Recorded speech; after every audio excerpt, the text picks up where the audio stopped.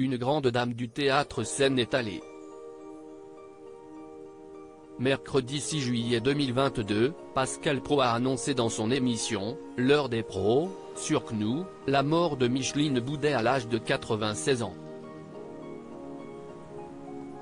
J'ai reçu un texto de Jean-Noël Mirande, qui est un journaliste culture du service public, qui m'apprenait le décès de Micheline Boudet. Elle incarne la grande tradition de la comédie française, et vous savez combien ici nous sommes sensibles à cette tradition du théâtre. On a appris cette information aujourd'hui, a-t-il déclaré. Ému, le journaliste a ajouté « Je pense que c'était la dernière, Micheline Boudet, vivante encore, et elle est décédée. Alors je sais que son nom ne dit peut-être pas grand-chose à la jeune génération, mais c'était une comédienne magnifique. 96 ans et elle incarne un âge d'or de la comédie française. La comédie française disait de la comédienne, il est un rire et une voix qui continuent de résonner dans les mémoires de ceux et celles, qui eurent le privilège d'aller à la rencontre de Micheline Boudet ou de travailler avec elle. Bouleversée, la fille de Micheline Boudet, Marie, s'est exprimée sur Twitter. Mazerbinette. Que là-haut ton rire fasse le bonheur des anges, que le voyage soit doux, a-t-elle écrit. De son côté, Danielle Moreau, chroniqueuse de Touche pas à mon poste, sur C8, lui a rendu hommage en partageant un cliché où elle apparaît aux côtés de la comédienne.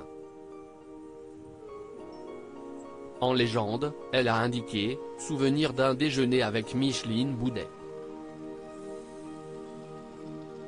Je garde ce moment privilégié en mémoire pour toujours. »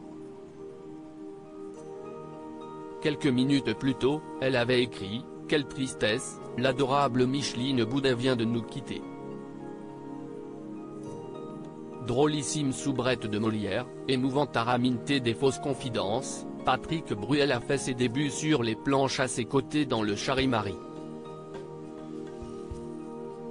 Que de souvenirs.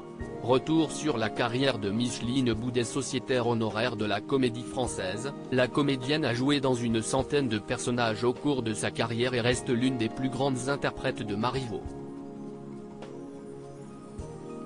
Pour Le Point, Micheline Boudet avait fait savoir en 2012, il a écrit les plus beaux rôles pour les femmes. Molière a davantage gâté les hommes. Loin de la scène depuis une dizaine d'années, elle avait glissé « J'ai eu un beau parcours, des rôles merveilleux. Je me suis amusée au boulevard, mais tout cela est terminé. »